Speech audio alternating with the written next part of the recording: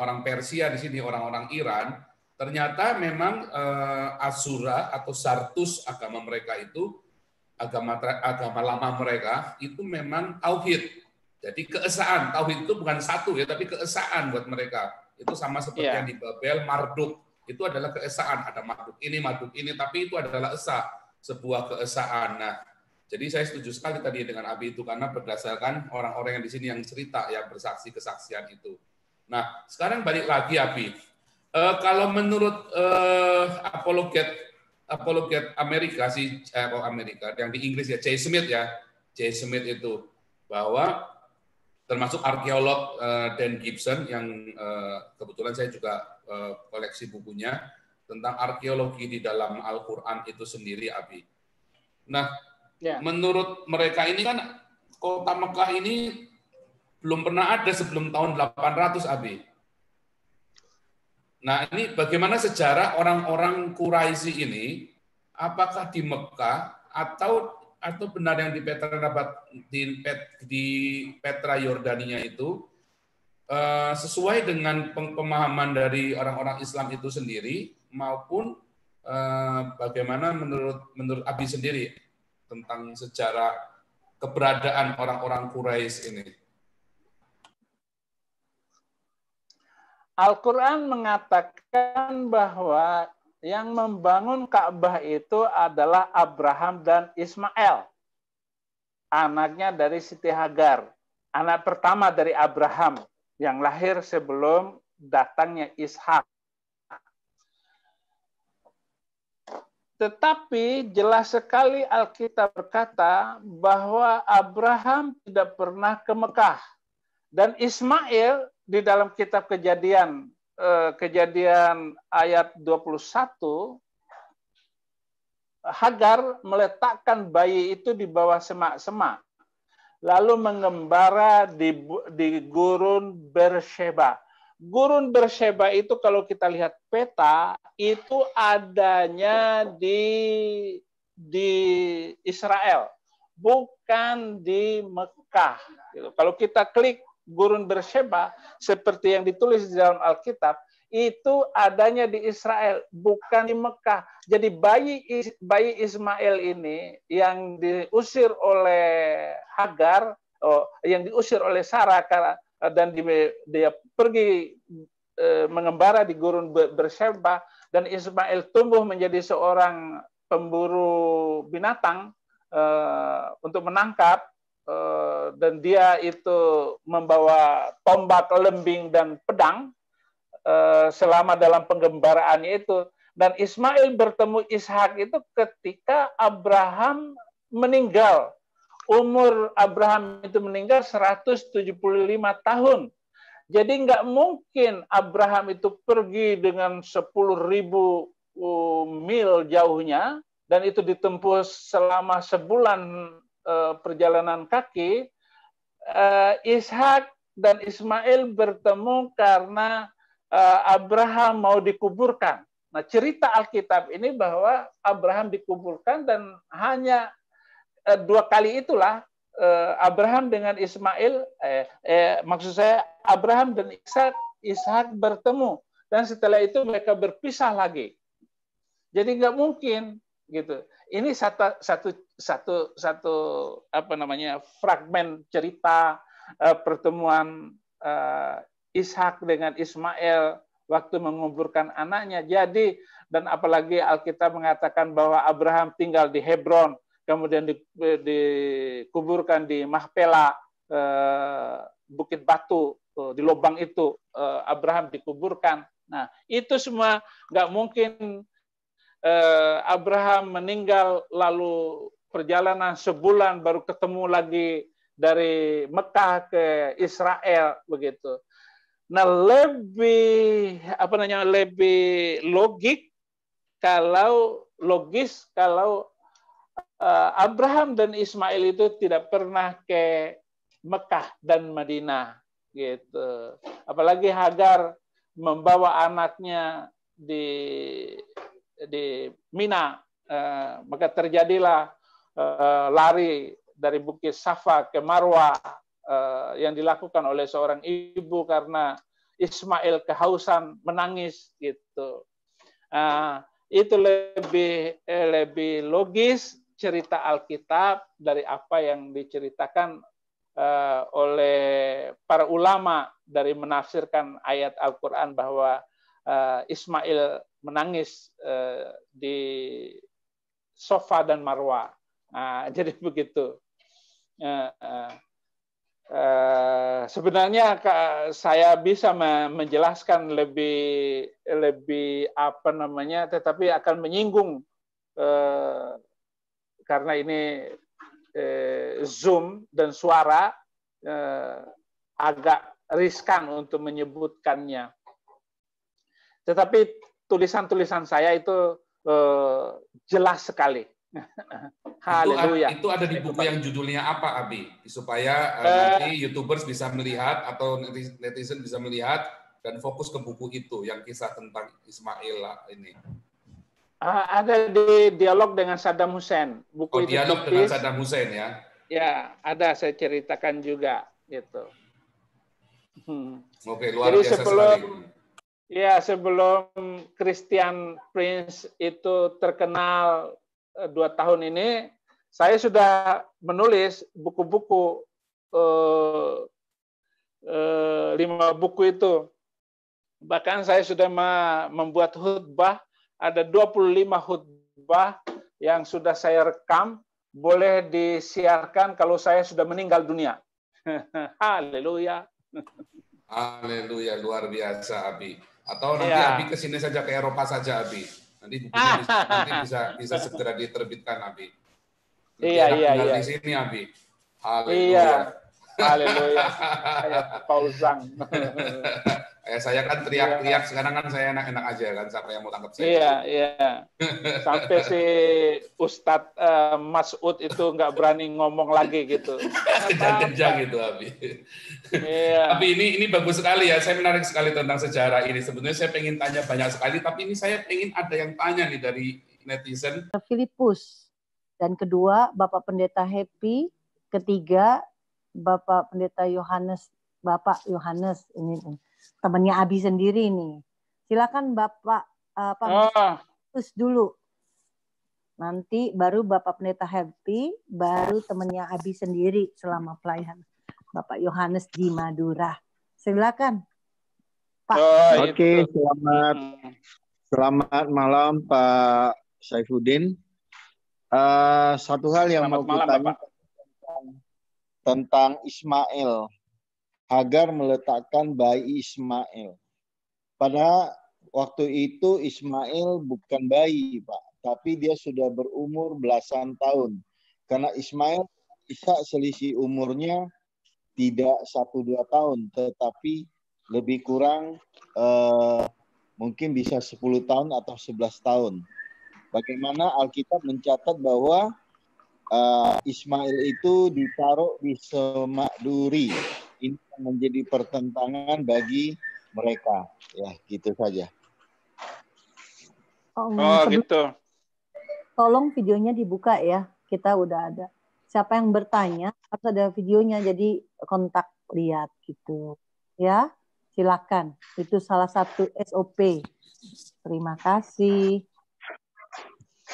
Saya jawab, itu ceritanya itu di pasal 21 ayat 16 mungkin. Pasal 21 ayat 16. Dan ia duduk agak jauh, kira-kira sepemanah jauh, sebab katanya tidak tahan aku melihat anak itu mati. Yang ia duduk di situ, menangislah ia dengan suara nyaring. Ayat 15, ketika air yang di Kirbat itu habis, dibuangnya lah anak itu ke bawah semak-semak. Itu. Kemudian di ayat 14, keesokan harinya pagi-pagi Abraham mengambil roti setelah segi 4 air dan memberikannya kepada Hagar. Ia meletakkan itu beserta anaknya di atas bahu Hagar. Kemudian disuruhnya perempuan itu pergi, maka pergilah Hagar dan mengembara di padang gurun Bersheba. bagi orang Islam ya memang susah untuk menjawab ayat ini, tetapi begini redaksinya itu, gitu. Redaksinya ini Abraham meletakkan kirbat air dan mengambil roti, lalu ditaruhnya di atas bahu Hagar. Kemudian di ayat 15, air kirbat itu habis, dibuanglah anak itu ke bawah semak-semak. Ya bukan dibuang begitu ya, ditaruh gitu. Ditaruhlah anak itu di bawah semak-semak karena Hagar kehabisan air dan kehabisan roti. Tetapi peristiwa ini bukan peristiwanya seperti cerita di Mekah. Menurut Muslim mengatakan ayat ini untuk menunjukkan bahwa Ismail dan Hagar itu sudah di Mekah gitu, dan dalam keadaan bayi, mereka menginginkan itu. Tetapi di ayat ini Ismail bukan bayi lagi karena Ishak sudah lahir. Dan kira-kira Ishak itu sudah umur 2 tahun pada masa Ismail diusir di Kejadian 21 ayat 10 dan sampai ayat 18, 19, dan 20. Terima kasih. Sudah jelas, Pak. Lanjut. Itu saya nambahkan tadi ya, Ishak itu waktu itu berumur 14 tahun, Abi. Jadi istilah diletakkan di atas bahu Ismail. itu adalah, oh ya, Ismail itu berumur 14 tahun. Jadi frasa itu maksudnya adalah tanggung jawab, Abi. Itu dalam sebuah frasa dalam ada sebelah kanan, sebelah utara, sebelah timur. Itu adalah sebuah frasa, ada sebuah apa namanya? Apa sih namanya itu? Majas. Kata sebuah tempat. majas.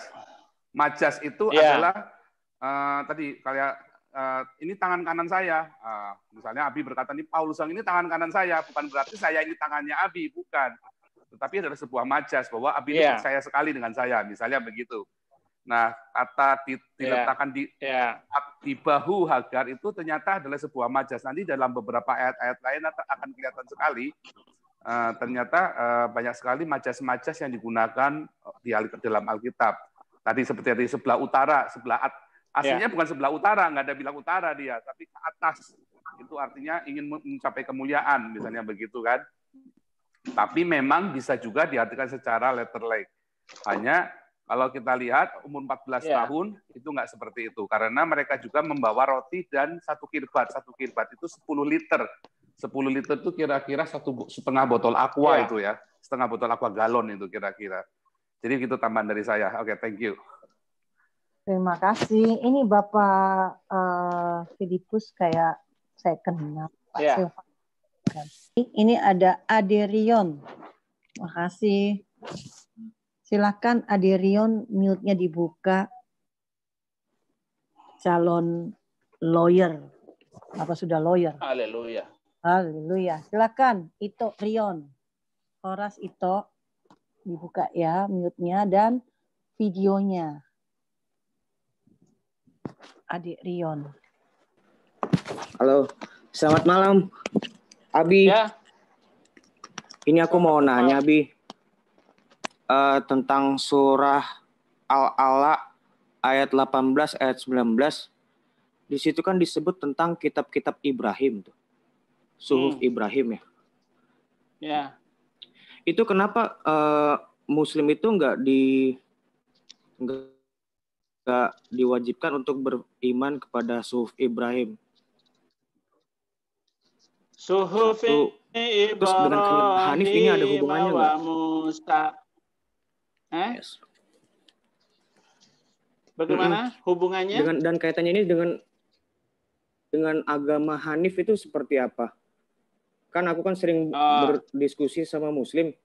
Mereka kan mengklaim bahwa Muhammad itu agamanya agama Hanif sebelum Islam. Karena mengikuti mila Ibrahim. Ini ada hubungannya nggak, Abi, kitab Ibrahim ini sama agama Hanif? Dan yang ketiga, kebenaran dari kitab Ibrahim ini secara historinya gimana, Abi? Ya. Rumit untuk mencari Suhuf Ibrahim. yaitu lembaran-lembaran yang di Ibrahim. Tentu saja nggak ada. Walaupun ditulis di sini nih, di ayatnya itu ayat berapa tadi? 18, 19. 18 dan 19. Lafi suhufil ula, suhufi Ibrahim wa Musa. Suhuf itu adalah kitab-kitab gitu. Kitab-kitab tentu saja yang sudah kitab yang disebut kitab itu lembaran-lembaran kemudian dijilid menjadi sebuah kitab. Dalam sejarah kita tidak pernah menemukan kitab-kitabnya Ibrahim kecuali yang ditulis oleh Musa, yaitu Taurat Musa. Tetapi kalau yang dikatakan oleh Al-Quran ini adalah Suhuf Ibrahim, itu tidak jelas, tidak ada sejarahnya dan tidak ditemukan di dalam arkeologinya. Kecuali 5 kitab yang diturunkan kepada Musa, kitab Kejadian sampai kitab Ulangan, itu ada sampai hari ini. Gitu. Kalau disebut Suhuf Ibrahim wa Musa, ya mungkin maksud dari Al-Quran ini adalah kitab kejadian tentang Ibrahim dan Musa dan sejarah perjalanannya. Gitu. Kaitannya dengan apakah agama Ibrahim? Agama Ibrahim itu Hanifam Musliman. Hanif itu suci, bersih, Hanif. Musliman itu adalah ketundukan, ketaatan, dan berserah diri. Itu namanya ajaran berserah diri. Kenapa Ibrahim disebut agamanya Hanif? Karena ketika diperintahkan untuk menyembelih anaknya, yaitu korban, maka Ibrahim tidak pernah bertanya macam-macam. Tuhan, kenapa? Oh, anak yang baru saya dapatkan.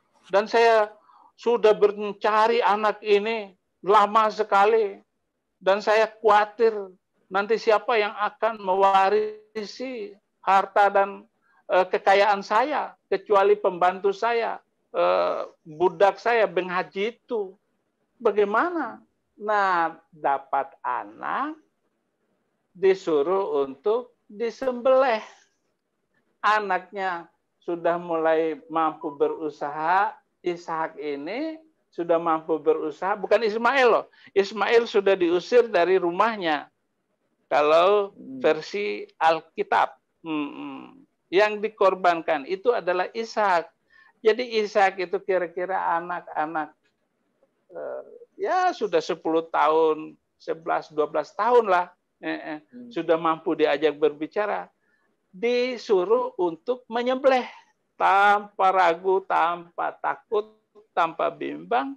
Ibrahim membawa Ishak ke Gunung Moria untuk disembelih. Itulah riwayat kenapa Ibrahim itu adalah nabi, orang yang sangat taat dan berserah diri.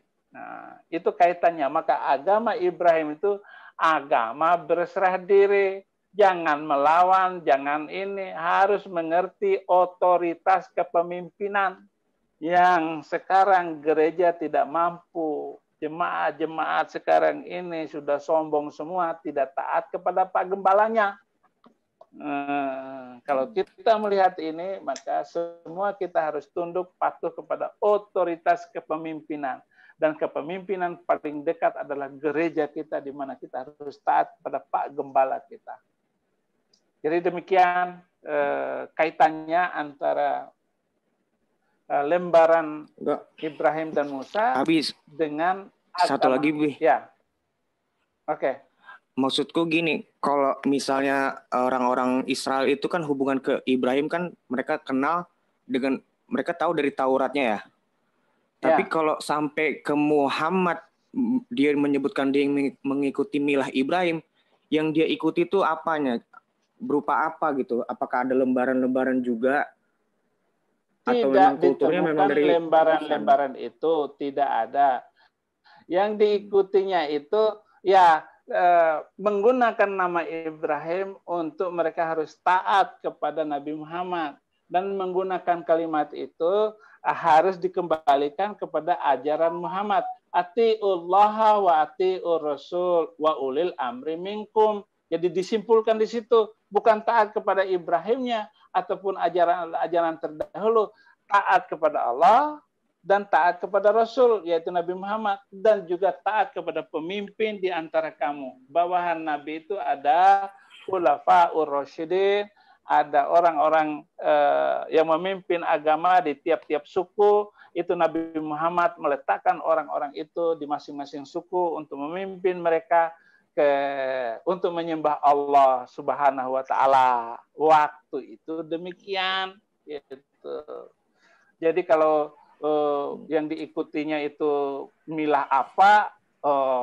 Salah satunya milah Ibrahim itu adalah sunat.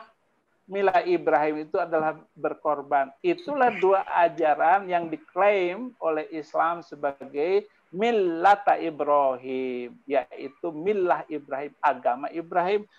Tata cara adat istiadat Ibrahim itu adalah tunduk patuh, yaitu dengan berkorban dan bersunat. Nah, itu antara lain. Sejarahnya begitu. Tapi kalau berkaitan dengan ajaran-ajaran yang lain, ya tidak ditemukan dalam sejarah keislaman itu tentang Ibrahim itu. Karena kalau orang Islam itu mau kembali kepada Ibrahim, ya harus buka Alkitab supaya jelas. Karena di dalam Al-Quran itu tentang Ibrahim, walaupun ada surat ke-14 itu surat Ibrahim, tetapi pengajaran Ibrahim itu dominannya ajaran Nabi Muhammad. Jadi begitu.